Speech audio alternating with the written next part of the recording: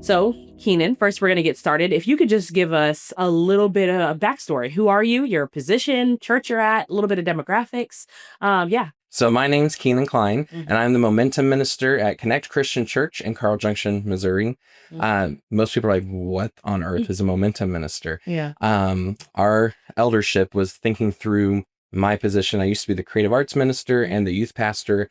And I really love to see us moving forward into the next things. And so they're like, we could call you movement minister. And we decided, my wife was like, no, Yep. that sounds like a bowel movement. You cannot do that. We teased a lot though, that could mean that you're pushing the crap out of the church. That's good. But we're not doing that. Yeah.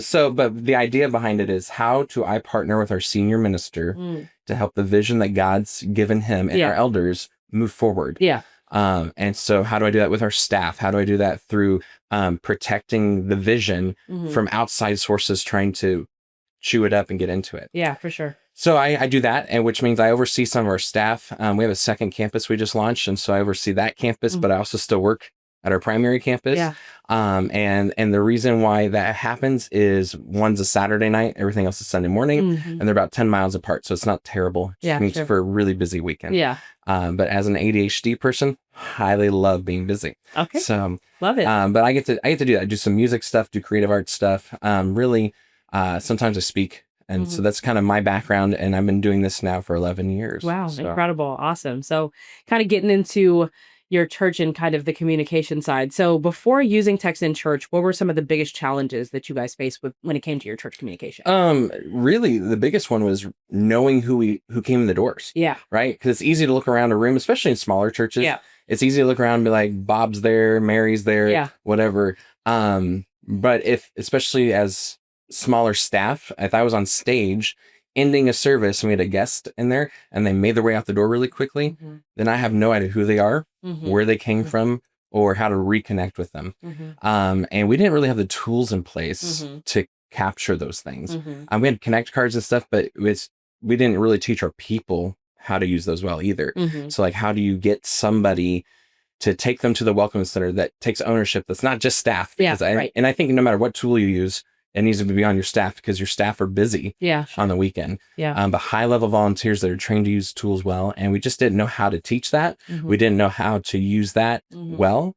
And so when we discovered Text in Church, I went to one of your Engage conferences first, and could not afford Text in Church at first, but I love that you guys are a company that like, no, we're kingdom first, so steal all this stuff. Everything. Just use it. If it makes a God connection, do it, right? Yeah.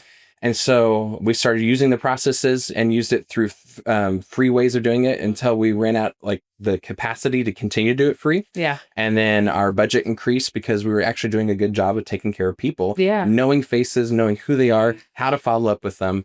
And so that's kind of what led to that. Wow, that's awesome. So, talking about, kind of that before time, before you had even the systems, before you had the processes, before you had the system, can you think of a time when someone specifically fell through the cracks because that follow-up that you thought you were doing wasn't working?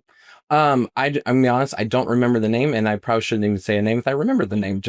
But I remember having a conversation about 5 years ago, right after COVID, with somebody who was like, man, I've been to your church before. And I was like, you have? Like, I was there like 5 weeks and no one knew. And it really hurt me because at that time we were only 200 people. So it's not like we're a big church. Yeah. And I know as an ADHD person, I sometimes struggle with remembering names. Yeah, sure. But sometimes like, I think I know this face. Yeah. But the fact that they made it from the parking lot through our lobby to the auditorium and out that many times without being engaged. Yeah. And I know that that wasn't always the case. Like most people got caught. Sure. But apparently our system wasn't developed enough to catch everybody. Yeah. Right. And so it was just, it hurt my heart. Yeah. A lot, because people aren't coming really for us. They're coming to encounter Jesus and those missed connections to Jesus. Yeah, absolutely, man. So before using Text in Church, before even going to Engage and kind of getting the strategy, what were you all using and how was it working for you? Anything. Seriously, I would just Google like, this is a problem. Before AI was awesome like it is today, where you can like, help me fix this problem. I would Google things, and Google's like, there's a Google sheet for that. So sure there is. Right. And then I would try it and fail miserably, because then we'd have like 7 sheets doing the same thing. And then did I share the right sheet to you, or did I make, and then I couldn't find the sheet. So I made a duplicate sheet, and then I'm working on another sheet where you're working on this sheet, and it just doesn't work. But it was mostly that because we had no money. Okay. And so it was like, if it's free, we'll try it. Yeah. If it costs money, you're like, so I mean, especially like small churches, startup, and I get that, like it's a place for you. And Google has lots of better options now, but at the time it was just like shot in the dark, hoping that something we would literally would pick up anything and chuck it at and guest engagement and hope it worked. Yeah. And it didn't, because we didn't even know how to use the tool. Yeah. I was talking to someone on your staff the other day about how it's kind of like, I'm not very good in handy with tools. But it'd be like handing me a circular saw and saying, here's the tool, use it. Yeah. It's like, cool. And I start using it, and they're like, what are you doing? I was like, have you ever cut a board before? No. And and you start using it, they're like, can I show you how to use the tool? Yeah. And it doesn't take much knowledge to use it once they show you. Yeah. But sometimes you just need someone to walk through the process with you. Yeah. And pre-Text in Church, we didn't have those people. It was just like I found a circular saw. I don't know what this does. Let's just cut things. And then just made more problems sometimes. Yeah, for sure. So whenever, you said that you kind of got on and engaged, kind of learned the strategy. So what made you finally kind of give Text in Church a try once you were able to, figure it out? It was the awesome customer service that you all had. But also, I really hate salesy people. Yeah. Like if I feel like you're selling me something, then even if it's the thing I need. Yep. I will not do it. On principle, don't want it. I don't want it. Yeah. But what I loved was I messaged your team after Engage, like, hey, I don't have money. Yeah. And I really would like to use this tool. How to use it? And you actually, I don't remember who it was on your team, because I've slept since then. But I remember them walking me through how I could steal the ideas and try to use it similar in Google Sheets. Yeah. Did not work as awesome as it does in Text in Church. But the fact that you took time to walk me through something, and it didn't mean that you were making money off of me. Like it took like an hour. It was an hour of your guys' time, and I didn't pay for anything. I didn't pay for your time. Yeah. And because you wanted the kingdom to win. Yeah. In our neck of the woods. Yeah. That your company was willing to say, hey, it's worth the investment, even if you never buy our product. Yeah. And I was like, awesome. Yeah, that's awesome. That's incredible. So whenever you did get started, how easy or how difficult was it to get started? I think like everything, there's learning curves. Yeah, sure. And even today, I was learning more from your team, because I also have a tendency to get like 80% of the knowledge of something, like, I got enough, and I start running. And my wife and even some of your team today was like, you do know that you could have clicked this button and finished it. It's like, dang it. Because I get excited about the product. But the learning curve is not hard, because your team is willing to sit down and walk you through. Yeah. Or set up times. Like I've had conversations with you about stuff. I've had conversations with other team members where you're like, hey, let's spend an hour. If it takes me an hour to walk you through it, let's do it. Yeah. Because I want you to be able to use this tool well. Awesome. Incredible. So can you talk about maybe a specific feature or even a workflow template that, like, once you implemented it, it was a game changer for your church? Let's see. There's lots of features that have been awesome. So I'm trying to really think through which one I want to talk about. I really enjoyed setting up groups that you could text. So like we did a series about 1.5 years ago talking about addictions and pain points. And then we set up a group that if you're struggling with these things, we'll text help to this number. Yeah. And it was our senior pastor, and he would have a conversation with you every day, just checking in for 6 weeks. Wow. And offering resources, offering hope.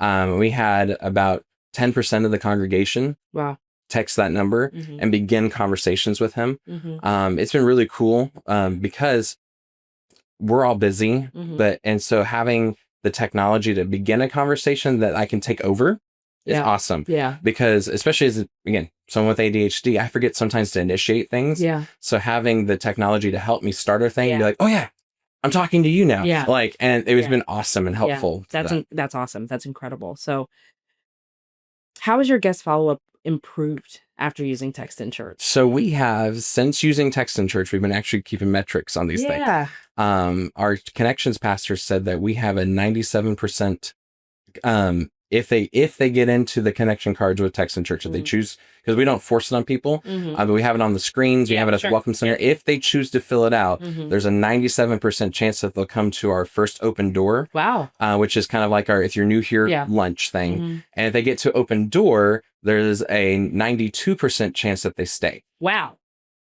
Those are probably the highest metrics that I've heard. That's incredible.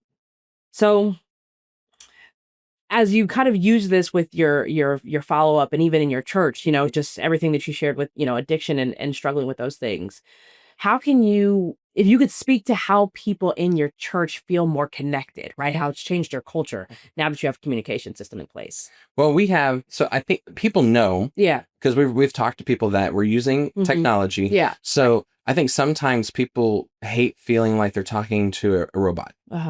And when we talked to people at first, we had to let them know that it is AI assisted, like to start conversations. So it may not have been like, it's me who scheduled this. Yes. But I will also follow up with it. Yeah. Because at first, when we started doing it, it's like, is this really a human at the end of this? Right. This is Keenan, smiley face. I was like, whoa. Yeah. And it was really cool to talk to people about how once they recognized that there was a human at the other end of it, they didn't care that AI started the conversation.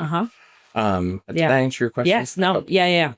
And I think that helps, like, just, when people know that you're available. Yeah. You know what I mean? Like, they know that they can easily get to you rather than just, I think I was talking to another church today. I was talking to Josh, and, rather than having to wait from Sunday to Saturday to Sunday, they know that they can reach out throughout the week. That's awesome. So can you share a specific story where maybe a message or a workflow or a feature actually made like ministry impact? Like you have somebody, a story that happened. This happened like 4 months ago. Awesome. We have a gentleman in our church who started coming to our church because of a friend who started coming to our church about a year ago. And they worked together, these two guys, and no Jesus background, no church background. The first guy was like, come to church with me. I discovered this place. They're like, really? He's like, no, I promise, it's awesome. And they came and they got into a workflow with our connections pastor who started just checking in on them, because we've developed a 6-week workflow for anyone who's new. If they fill it out, they get these workflows that it starts conversations with their connections minister. Well, they've stayed. They went to one of those open door things. Fast forward 4 months to now, we've had the last few weeks guests show up who are friends of that. And they've said, we're here. We're not sure we're coming back. I was like, okay. Sure. They're like, but we're here because we don't know what this place does. I was like, what do you mean by that? Like, well, this dude, we work with him. Yeah. And he is so different now than he was 4 months ago. Come on. That if this place, and he said it's just this place. Yeah. It's like, we want to see what this place, like this Jesus person does. Yeah. So we've had guests literally show up just because of this guy's life being changed. Praise God. But he would point to those conversations. Yeah. Right. He's like, because I was talking to a real guy. I had questions about Jesus, I had questions about church. Yeah. That I didn't have to, he's a busy guy. They're business owners. Yeah. And he's like, so I didn't have to schedule a time. Like I could just text this number and begin a conversation. And it moved him to a place of, this is now where I want to be. Yeah. I want to really implement these things to my life. Let Jesus affect the change in my life. Yeah. To where coworkers are now showing up. Again, they're not sure if they're ready yet to make that step, but they just want to see what is this place? Yeah. That this guy would change that much. Yeah. That's incredible. Wow. So if you didn't have Text in Church, what would your communication at your church look like today? Terrible. I mean, it really would, because pre-Text in Church, it was terrible. Yeah, sure. And the reason is, I think we are growing. Our God has blessed our church. We're growing so fast. It's hard for our staff to keep up with. And having automations and having things where Text in Church is really an extra staff member to your staff to help you say, hey, this person showed up. You really need to talk to them. Yeah. Hey, don't forget that this thing is coming up. Hey, it's this person's birthday. You probably should say something. Yeah. Because not that we don't know those things, but it's easy for me to 8 o'clock in the morning be like, oh yeah, it's that person's birthday. I'll text them here in a couple hours. Yeah. Right. And then not do it. Or to email them, where I get reminders over and over again. No. You're here for people. Yeah. And I'm here to remind you, Text in Church, I'm here to remind you about the people, because you can get so focused on the tasks that you miss the people. Yes. And so I love that. Really, it's just a tap on the shoulder to not forget people. Yeah. Because we're all powered differently. Yeah. We have some people on our staff who are awesome people. Yeah. And I can be a people person, but I lean towards tasks more than I lean towards people. So I can get lost in the task and then get 8 hours in and I've not talked to a single person because I was so busy tinkering with things or doing different things.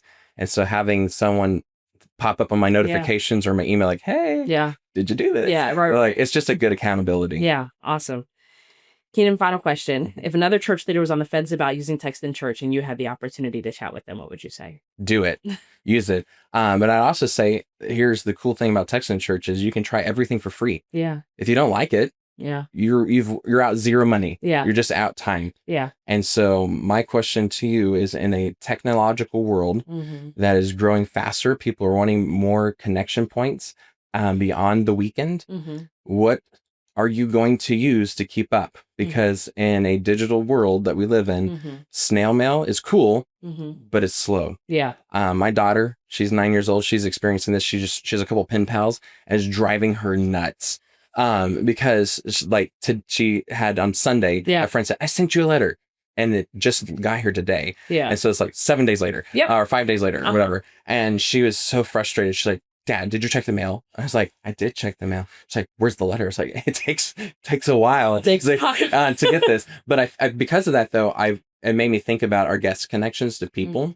And if we're living, not saying that those things are bad, but you almost have to preemptively think about those things so it gets delivered on the right day. Right. Versus where a text message in 30 seconds, I can show up in your life. Yeah. And remind you that you're seen, that's good, that you're valued, that you're loved, and that God has a plan for you. Yeah, that's incredible. Keenan, thank you so much for sharing and thank you for your time.